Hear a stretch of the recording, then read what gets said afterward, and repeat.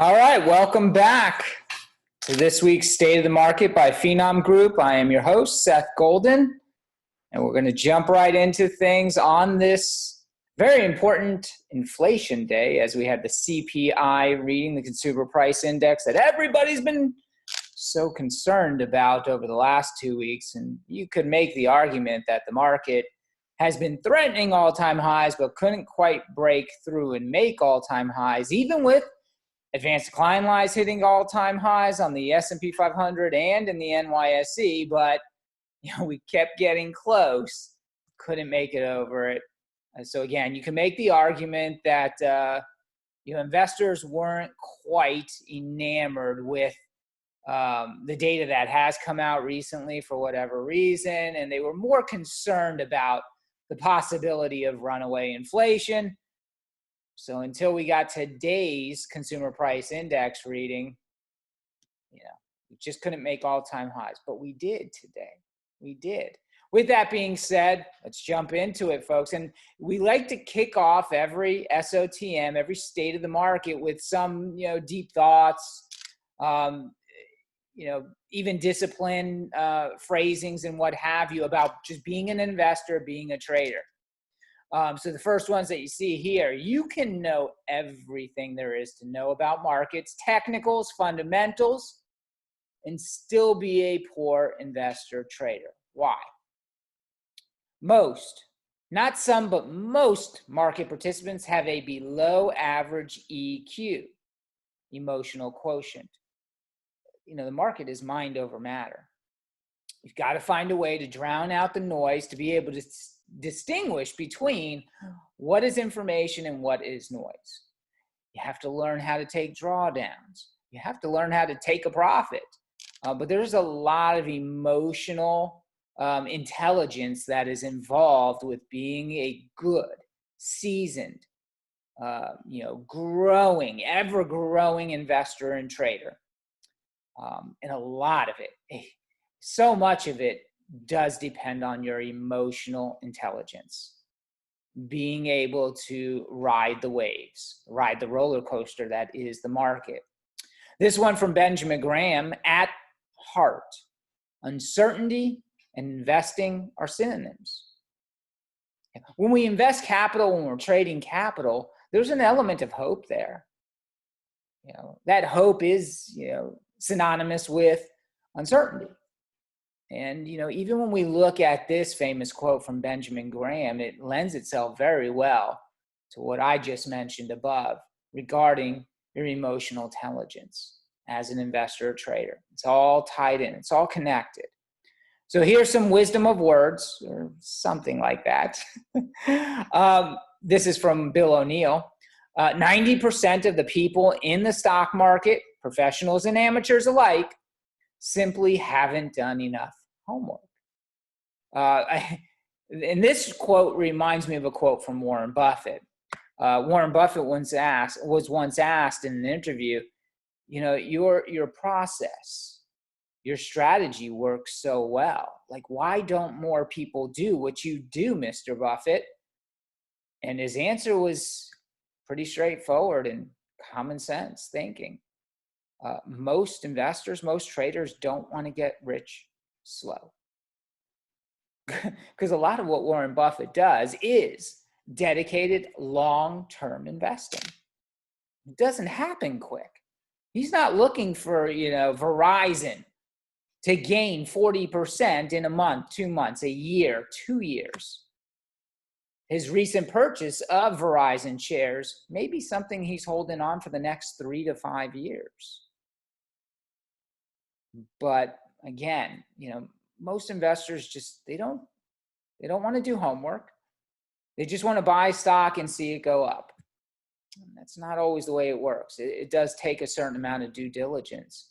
If you got 10 stocks in your portfolio, in my opinion, you should be spending an hour a week per stock. Check out the latest headlines. You had a quarterly earnings report, check out the transcript, see what the metric results were. It's homework, it's due diligence. Most investors don't want to do that. And they wonder why they don't perform in accordance with their annual goals. Here's some of the things that, Seth says. The best investors and traders I know are able to block out the noise, filter information, and analyze the daily tape, the daily price action. The financial media has a way of focusing on one or two themes that breed fear at any given point in time. And what have they been focused on the last couple of weeks ahead of the CPI data? Inflation, inflation, inflation.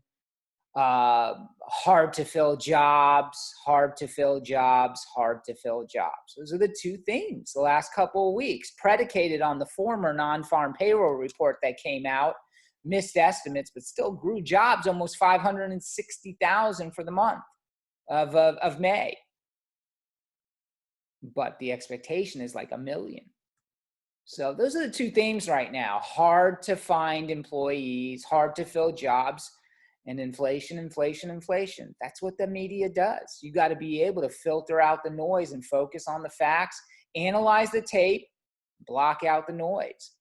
Always be in buy mode. What do I mean by that?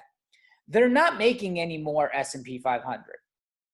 It's the same thing. We're not making any more earth. We got what we got. We're not making any more land. In real estate, that's why you always see appreciation over time. It's the same thing with the S&P 500. We're not making any more S&P 500. Every year, the shares that are available go down in supply, down in supply, down in every single year. They're not making more S&P 500 shares. It's an ever appreciating asset with ever decreasing supply.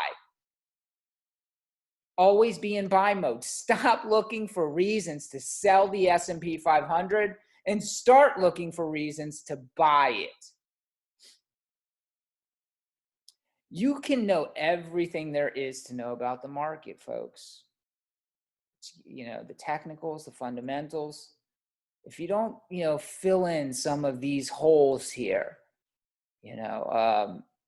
doing homework, understanding that investing is uncertainty, there will be fluctuations, and being able to ride the waves of emotions to a point where you can really just appreciate the ups and downs for the opportunities that they bring, investing is going to be difficult for you. You got to fill those gaps. You got to put in the time. Again, going back to what Warren Buffett said in answering the question, why don't, more investors do what you do? Investors don't want to get rich slowly. That is the way it works, though.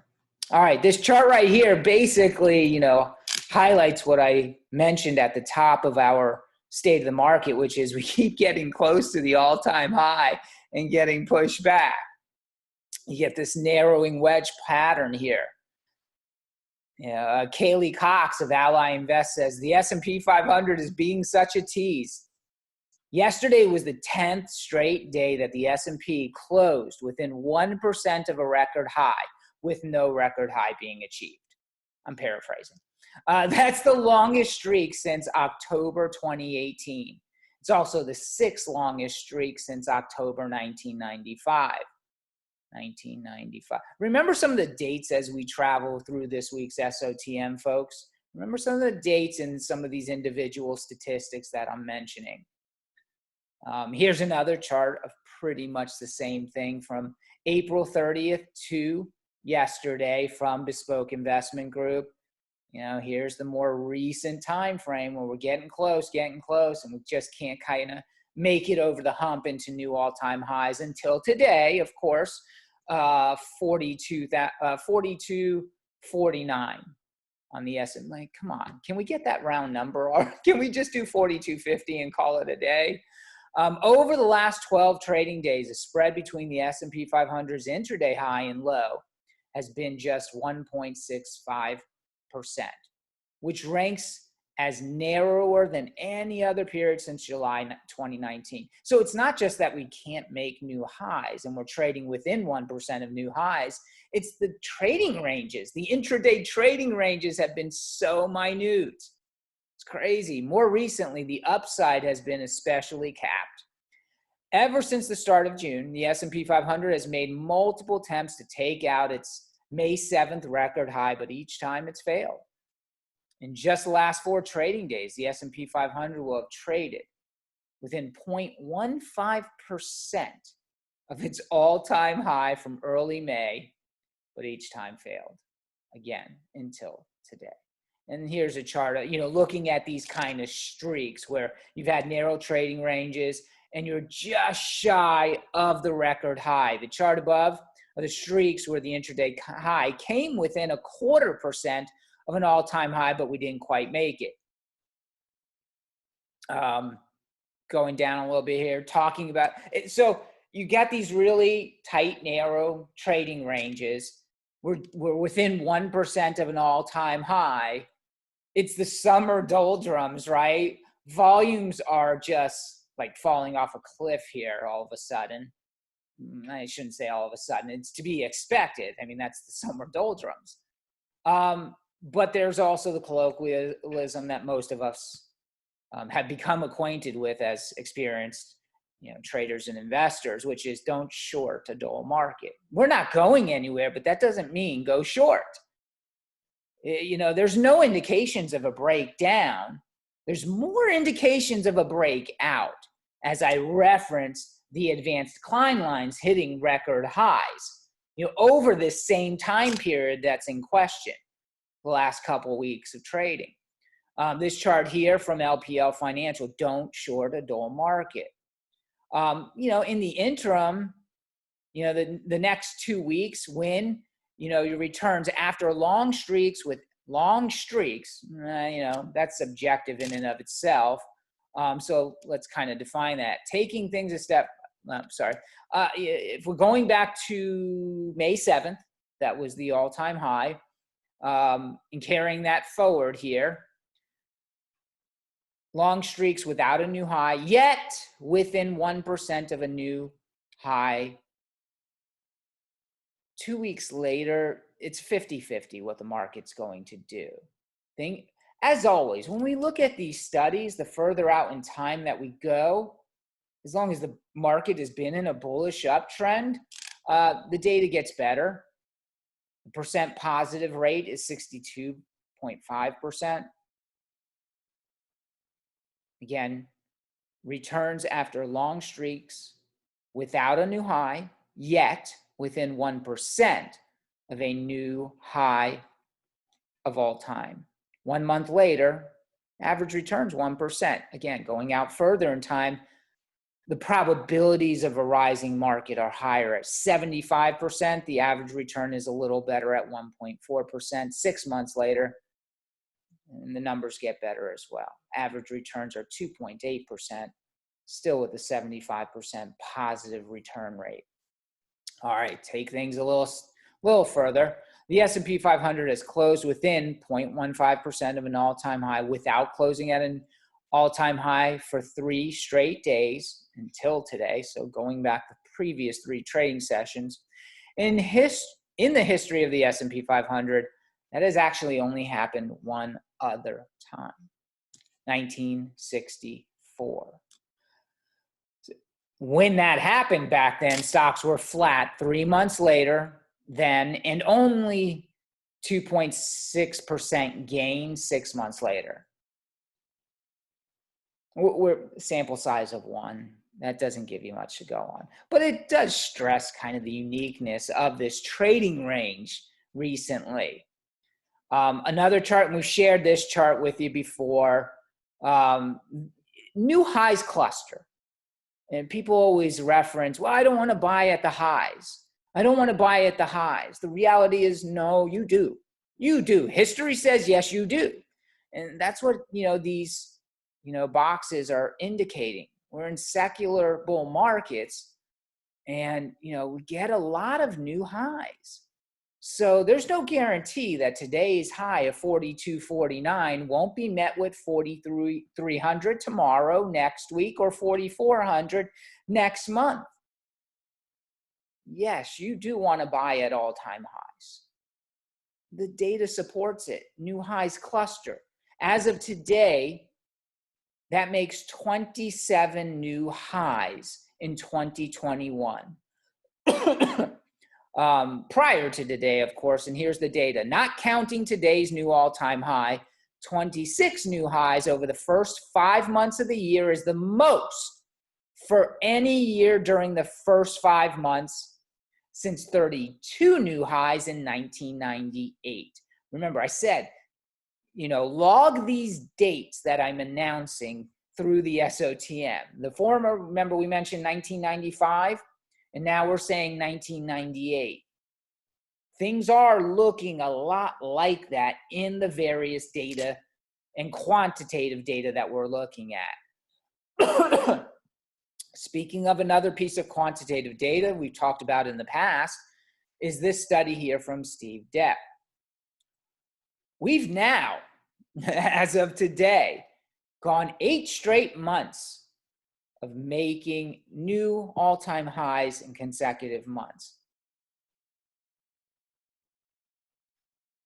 Essentially, this year, that means, we January made a new high, February, March, April, May, June. First 6 months of this year. Sorry. All right, so the S&P 500 made a new high in June, which makes a new high every single month for the first 6 months of the year. That's a rare feat of strength. The last time it happened was 2014. The time before that was 1986. So it doesn't happen often. What were the results going forward those 2 years? Well, it was mixed. The rest of the year, for those 2 years, added 5% in 2014, but lost 3.5% in 1986. Again, it's not a big sample size, only 2 other times. So if we kind of narrow this particular type of study down to what Steve Depp offered recently, the forward-looking returns are pretty strong. As of May, that was, the last 4 straight months that we had an all-time high monthly close. All-time high monthly close. We're not talking about intra-month, but monthly closed at an all-time high. The reason why that's significant is because there's usually rebalancing at the end of the month. In fact, month-end rebalancing is more prolific than quarter-end rebalancing. It's more impactful to the markets. So this is monthly closes at all-time highs. 4 straight months as of May. We'll see what happens at the end of June, of course, but that's the parameter for this particular study offered by Steve Depp. What happens going forward, and it's happened quite a few times, 15 times in the past. That's a good sample size. We like that. 1 month later, and here we are, June. The return, we always go to percent positivity rate. What is the positive rate of return? 78% of the time, the market is higher a month later. Average return, almost 2%. 2 months later, 71%. These are still good positivity rates. Average return is even higher. 3-month return, almost 93% of the time the market is positive, and that's a 3.5% return. 4 months later, again, almost 93% of the time. So on and so forth. It's always, the percent positive rate is almost always above 80% the further you go out. And it's always an average positive return in increasing manner or magnitude. It's good stuff there, folks. Lean into the data. All right, what else? Like I said, we've gone 8 straight months. So this goes back to November. I was going to get there. November, December, January, February, March, April, May, June. It's, we're 8 straight months, 8 straight calendar months with new all-time highs for SPY, the S&P 500 Index ETF. Only other calendar months that match were, of course, this year, June of 2017, there's 2014 again, folks, and there's 1995 again. Now, what else is very, very interesting about those dates noted above? One thing those other years have in common is very small intra-year drawdowns. Like everybody keeps talking about where's our, 10%, 15% correction. Where's our bigger correction? But these dates where these kind of this kind of market breadth, this kind of sentiment, this kind of price action has happened before, mirrors other periods of history where you did not get bigger drawdowns, 10% or better. Just 3% in both 1995 and 2017. Only a 7% drawdown in 2014. So far in 2021, the biggest drawdown has been 4% on a closing basis. This chart right here, I talked about this in December of last year, folks, kind of looking forward into 2021. What can we expect? Well, back then, sentiment was high. We were just coming off an 11% monthly gain for November. We're going to get a pullback. We got to get a pullback. The market can't go up in a straight blah, blah, blah. Valuations are stretched. The S&P 500 is up 1,500 points from the March 2020 bottom. Like, that was all we heard.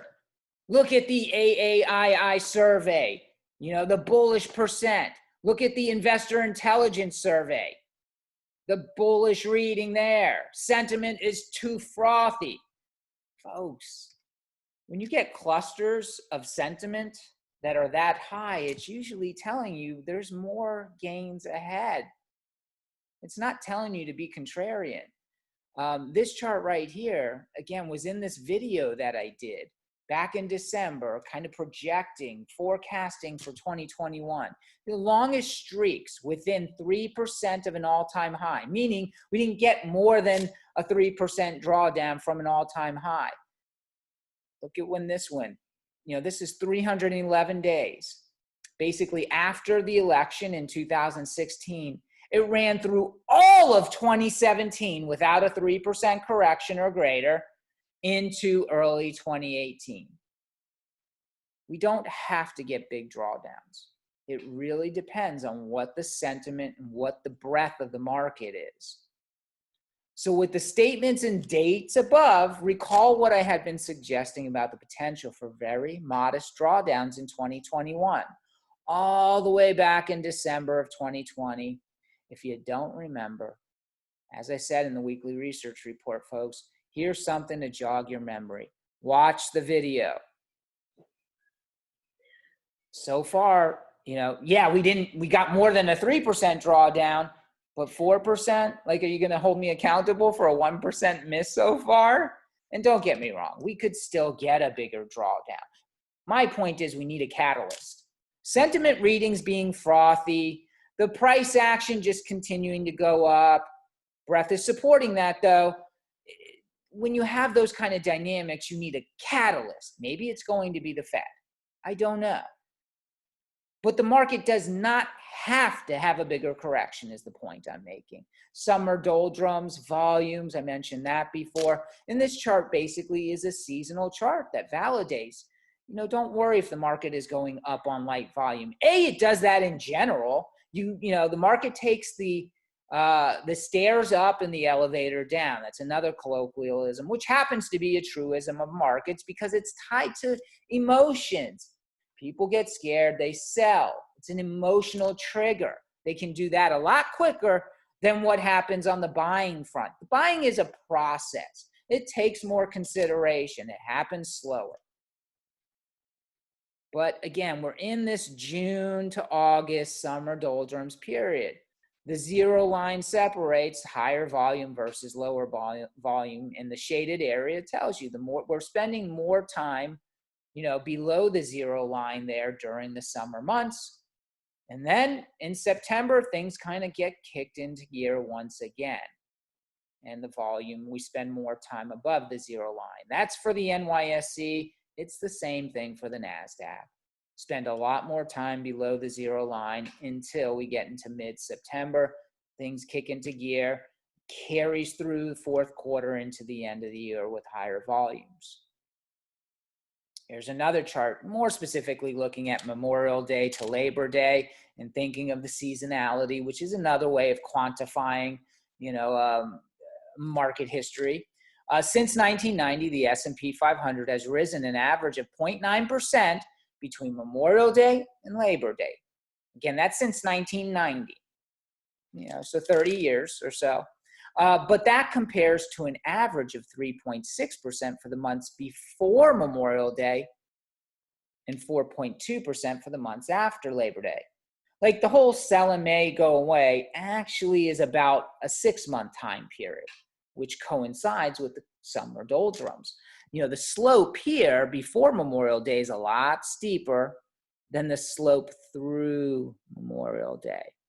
And the slope after Memorial Day is a lot steeper, than this period as well. So the expected returns over the next 3 months are not supposed to be robust. Is this going to be an average year? We don't know. We could still have a meaningful correction. And the truth is, if we go back to April, we're only making, modest new highs. It's not like we've hit the gas pedal, folks, since the April high. We spent a lot of time consolidating for time. Not so much in price. We haven't had the drawdowns of consequence. But we've consolidated time in a goodly fashion. We're creating that longer base, if you will. You know what they say, the longer the base, the higher in space. At some point, we will break out and make more meaningful highs on more robust, energy, relative strength in the market. When that is, remains to be seen. Here's an interesting breadth indicator as we kind of switch gears here for a moment. The S&P 500 as of yesterday was within 0.25% of a 52-week high. But 9% of stocks were actually trading at 20-day lows and increasing. Actually, yesterday at the close of the session, this got up to 10.5%. So a lot more stocks were diverging, moving lower, even though the price of the S&P 500 was kind of, constant, flat, if you will. A little bit of a breadth divergence, something to, I'm looking at all different kinds of breadth divergences, for potential hiccups in the market.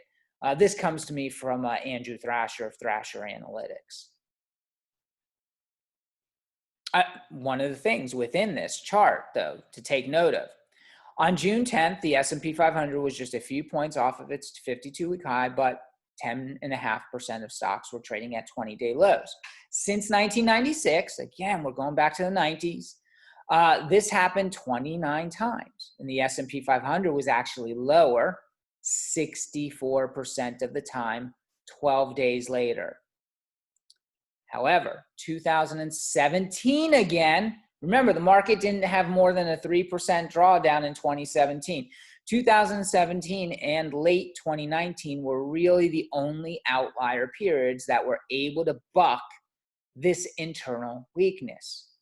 Both periods saw just minor 1 to 2% pullbacks before moving higher once again.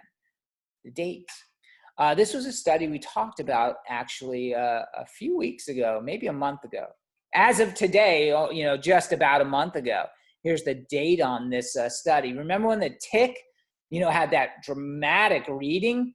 And we had a big drawdown in the market, but typically that's usually washouts. You're usually washed out.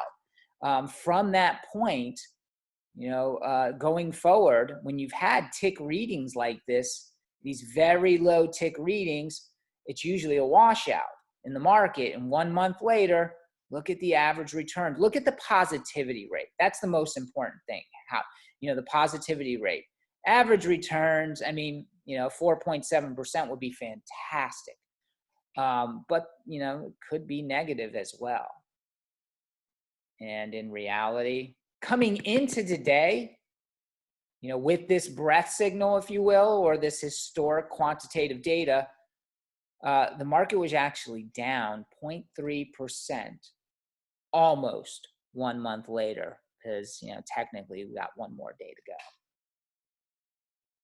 So, this didn't really live up to it. So I say you can lean into the data, but be careful when it comes to the average expected return. If today's gains hold, we will definitely be positive over that 1 month time period. Now, one of the breadth indicators we continue to herald over the last couple of months was this one. What happens next when the S&P 500, the percent of stocks trading above their 200-day moving average is greater than 80% of stocks for 61 consecutive days? Now, this did come to fruition as of June 3rd. More than 80% of S&P 500 names were above their 200-day moving average for 61 consecutive days.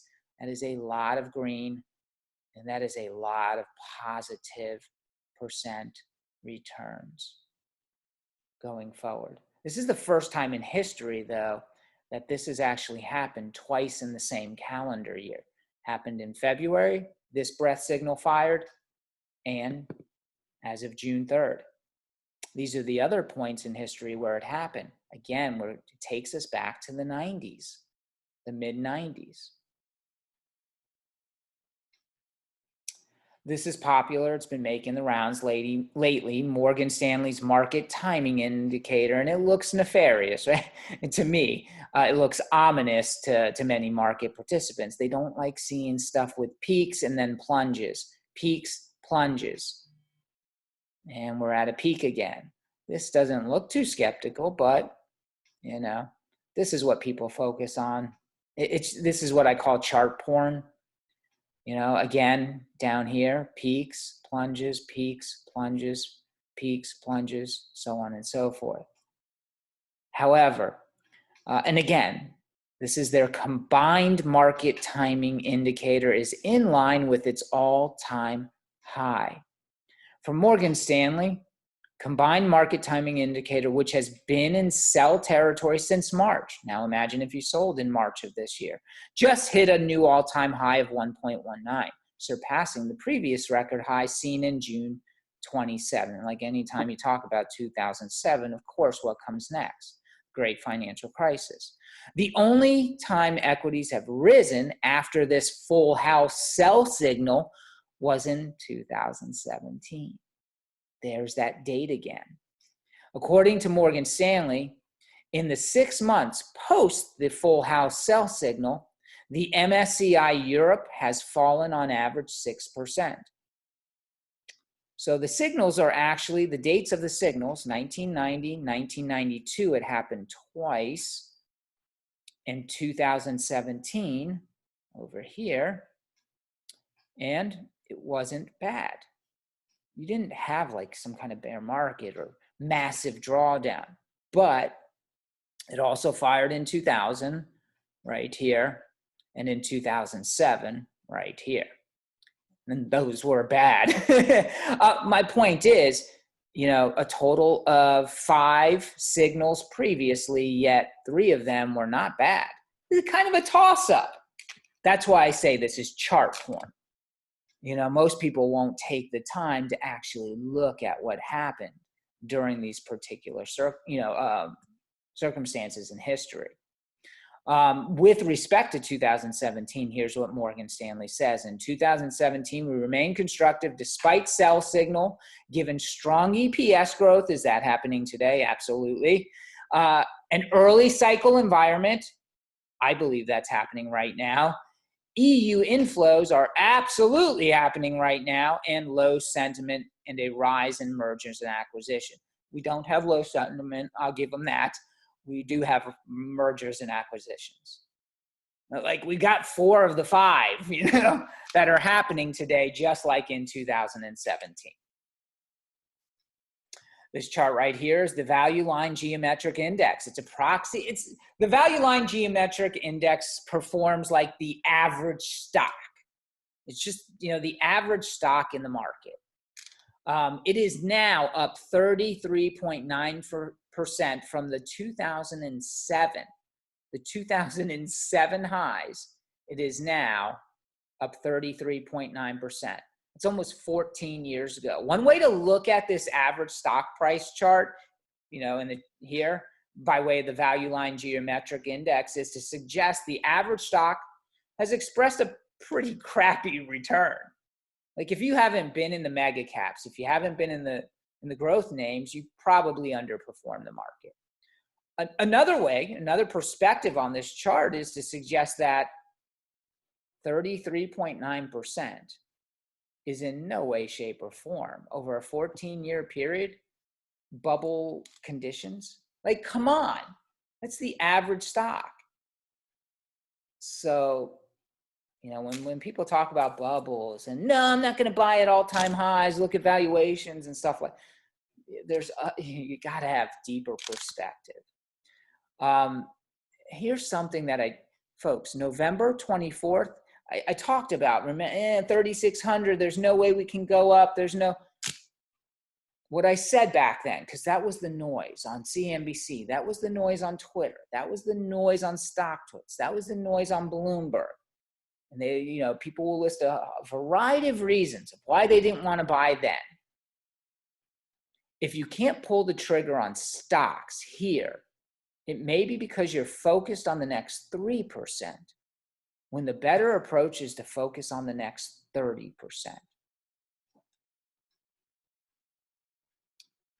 How much are we up this year? We're up about 12% this year. In the month of December, we were up another 4 or 5%, I think. That's 16% higher than this tweet. But you are waiting for, you know, the next 3% possibly, a drawdown. Folks, you got to think long term. Act on local price with a long-term horizon. Act on local price with a long-term outlook. You can't get hung up on the price of the S&P 500, where it's been and how quickly it got to where it is now, as a rationale for why you don't want to buy, why you're not allocating capital, why you're not investing, why you're sitting on your hands. So just a heads up. And I literally had this same crap, you know, thrown at me just the other day on Twitter. Jimmy Wang, you know. So Seth, you are betting for that blow off top that might happen summertime, when everyone knows we will end up correction hard in the end. Who will actually buy from here till 4,500? Just curious. Again, this is someone who's not willing to buy now because they're focused on maybe a hard correction sometime in the summer. Like, I'm not acting on price locally today because of what might happen by the end of the summer or when we hit 4,500. The price is not my guide. But that's my point. This is a gentleman who's probably sitting on his hands, if not short the market possibly, because he doesn't believe, he believes everyone knows we will end up correction hard in the end. Stop it. You know, here's a chart. As I said earlier, yes, you want to be buying at all-time highs. The difference between buying at all-time highs and buying it, you know, at any other time. Here's the average returns, you know, buying anywhere else. You know, a month later, up 0.7%. Here is the charts for performance after new all-time highs. It's a little bit less after a month. It's a little bit less after 3 months. 6 months, you pretty much caught up. And look at the difference 12 months later. This is up 8.8%. And if you bought at all-time highs, you're up 8.3% return. Like, that's the difference on being more discerning and waiting for a pullback. If you're thinking 12 months later, it's a 0.5 percentage point difference. Are you really not going to put capital work at an all-time high with an annual return differential of 0.5%? Again, logic. This is my chart of the day to start the week. In the past, we had been looking at seasonal charts regarding S&P 500 performance, NASDAQ performance, and relative performance between the two.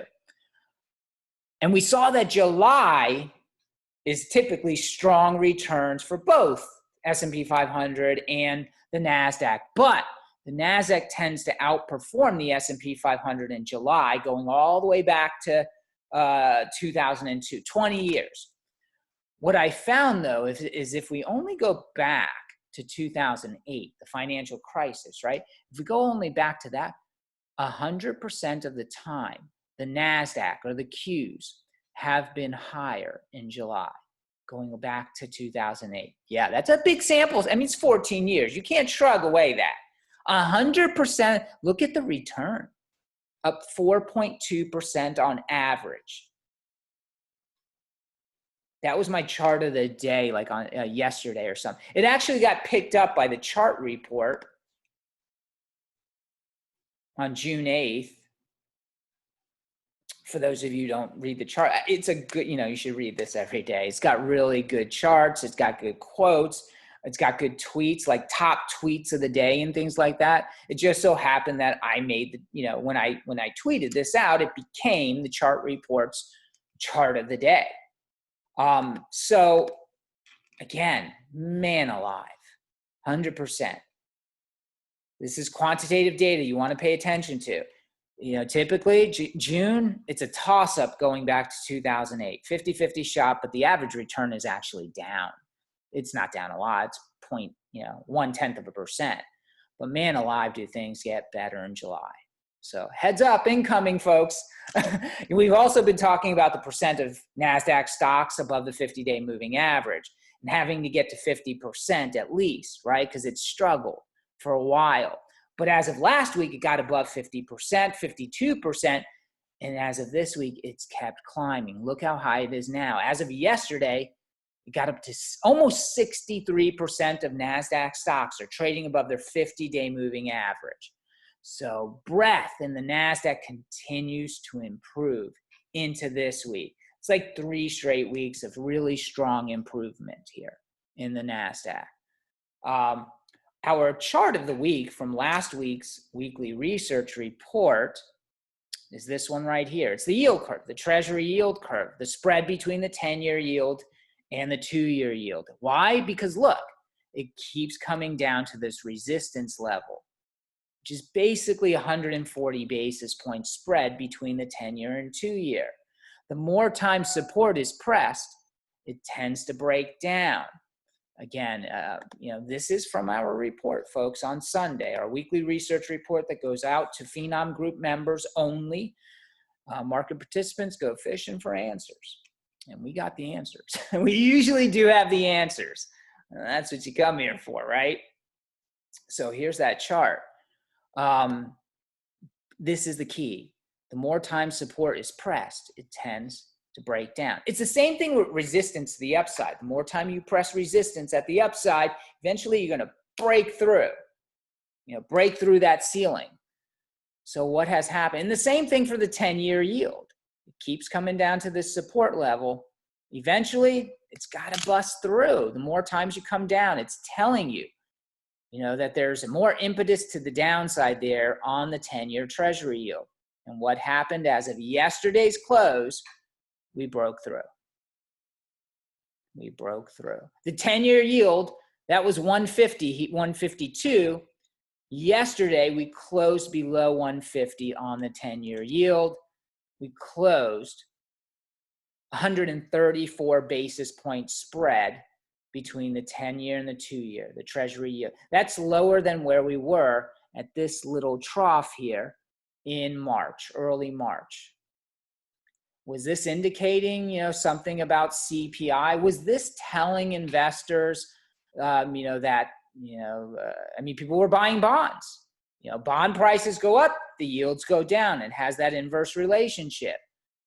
Why were they buying bonds? Were they afraid that the CPI data was going to come in very hot and therefore they didn't want to be in equities? You could have made that argument.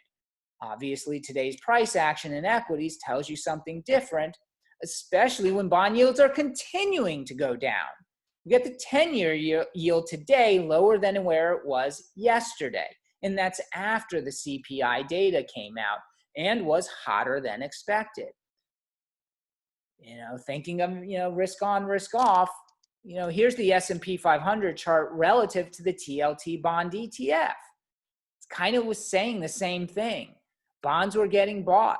Equities versus bonds started to roll over. Could it go back up? Absolutely. I mean, it's rolled over here. It rolled over here. It rolled over here. Resume the uptrend, resume the uptrend, resume the uptrend. But we never quite had a longer, sideways action time frame when we look back here. But that's consistent with the S&P 500 basically going nowhere since April, right? When does this start? April.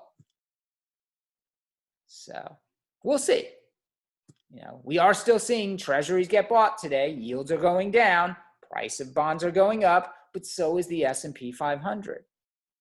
Another way of looking at risk on versus risk off appetite is by way of consumer discretionary versus consumer staples. And we use the equal weight because we got problems with consumer discretionary cap weight ETF. 3 stocks basically make up 50% of that. But they're both going to have a similar chart pattern. But and just like this relative performance between stocks and bonds, this risk on versus risk off, consumer discretionary tends to be risk on, consumer staples outperforming tends to be a risk off type of environment, or at least a defensive environment in the market. So we have this long risk on phase where consumer discretionary was outperforming consumer staples. And, over this time frame, we've kind of gone sideways. More recently, consumer discretionary has underperformed consumer staples. Could this just be a way station, consolidation point before we resume the upside? It certainly could. It remains to be seen. It's a developing situation, but this is one of those risk on versus risk off performance ratios I pay attention to. Gives me a better understanding of market sentiment, investor sentiment, if you will. Speaking of investor sentiment, here is the investor intelligence bull-bear spread. The latest, shows us the bearishness is very low. But the bullishness is not exactly, as high as it was at these tops here. It keeps doing this number. There's a lot more uncertainty out there than confidence or bearishness, if you ask me. Inflation. I'm looking at all the different, measures of inflation, or commodity prices, gasoline prices, right? One of the things that I found was this chart right here is basically gasoline price at the pump, right? Because we know it's risen over the last 6 months or so. The national average has gone from about $2.20 up to $3 a barrel last week. It sounds like a big move. And, if you look at crude oil prices, it's in fitting with the rise in crude oil, upwards of $70 a barrel right now in crude, a 2-year high. But how will this affect the economy? Because, the context of inflation and crap like that, having some fun here, folks, is, it always has a negative connotation, when the reality is it takes a lot when you have really good consumer balance sheet to actually have an impact. GDP has to get up to like $5. I'm sorry, the gasoline prices have to get up to like $4.50 to $5 a barrel before it really impacts GDP. Here's below $2 annualized GDP going all the way back to 1976. You do have stronger GDP the lower the price per gallon. Here we are, $2 to $3 a gallon. You have a little bit weaker GDP, and above $3 a gallon, about 2% annualized GDP. So the higher the price, you do have some impact on GDP, but it's not sending you into a recession, folks. Like, let's get out of this whole, negative connotation dynamic. Lumber prices I mean, they've fallen off a cliff. They're down 30% from their peak, a month ago, literally a month ago. As of today, they're down 30%. They're not going to go down in a straight line. You see these gyrations, and more than likely we'll have a bump here again. But I think we have seen the peak in some of these commodity prices, like copper. Copper's down full 10% since its peak in May also, as of today. And remember this quantitative study we talked about. Well, okay, maybe it's not going to affect GDP that much, but what about the stock market? Back in May, on May 13th, this was a study that we offered. S&P 500 after stocks and copper are both up 7.5% year to date, right? Because that's what the S&P 500 was up at that point, at least. It has happened 8 times in the past. The average return for the S&P 500 the rest of the year is still another 7.5% gain. The percent positive rate is 87.5%. Again, inflation is actually good for the market. Higher prices, as long as you feed it through to the consumer, more than likely you're going to get higher profits, better earnings. But copper after stocks and copper are both up 7.5% year to date. The rest of the year, on the 8 times this has happened in the past, going back to 1950, copper's down 16% on average. Percent positive is only 12.5% of the time. So it's mostly down. And so far, remember what I said, we're already down 10%. The average return the rest of the year is down 16%. My question back then when we first talked about this is, do you really want to be selling stocks? And do you really want to be owning copper at this point? Here's inflation. All the, the different CPI readings that we've had. 1930s, we had negative CPI. We had deflation. Market returns are not good. 1940s, we had high inflation. Market returns were very good. Average inflation, returns were even better in the decade of the 1950s. Next real high readings were in the 1970s, 6% over that decade. 1980s, we had the attempt to stimulate inflation. Look at those returns. Point being, inflation is not bad for the market. It tends to boost earnings. Can we stop with the hyperbole? What about volatility? Okay, so the returns are good, but what in terms of what's the price that I have to pay so far as market volatility to achieve these returns? You might think higher bouts of inflation mean higher bouts of volatility, because you get the news cycle and everything like that. Investors are scared because of what they hear on the financial media. The reality is inflation above 3% going all the way back to 1926. Look at the average volatility, 15.9%. Inflation below 3%, you have higher volatility, right? You wouldn't have thought that, right? So again, kind of debunking myths here, people. Ed Yardeni, the strong economic recovery will not be interrupted by inflation or a credit crunch, according to Yardeni. The S&P 500 will soon reach 4,500. Okay, I'm glad to see somebody's, not worried about inflation. Price target, I don't know. Everybody's got a price target. What makes, Ed Yardeni's price target any better than somebody else's? I couldn't tell you. In terms of net profit margins, we're already through one earnings season, and we saw what, producers have been able to pass through to consumers and actually extrapolate in terms of earnings. We have record net margins, record quarterly net margins for the S&P 500. Where's this inflation fear coming from? What you gonna do? In terms of what's going to, we talked about gasoline prices. They're not going to get a recession there. But if you are looking for a tried and true recession indicator, this is something that we talked about last year. before the actual recession hit. The U.S. has never seen a recession going all the way back to 1970 without oil prices first rising by 90% over the course of 12 months. Now, you're probably saying to yourself, Seth, we've already done that. We're up more than 100% on oil prices over the last 12 months. And Seth, we actually had oil, futures go negative last year. That's the anomaly.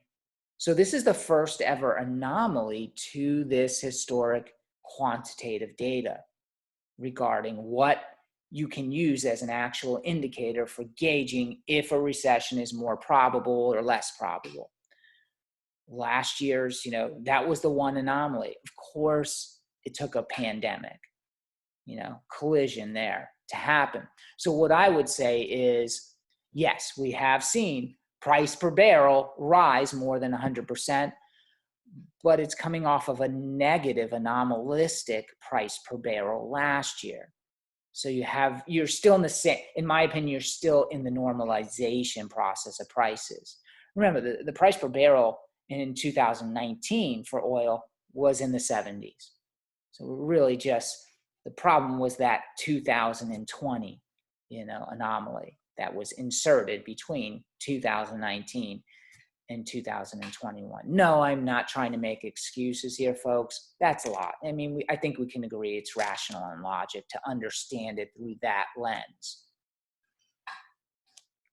And that's all I got for this week, folks. So let's take a quick look at the markets before we call it a wrap.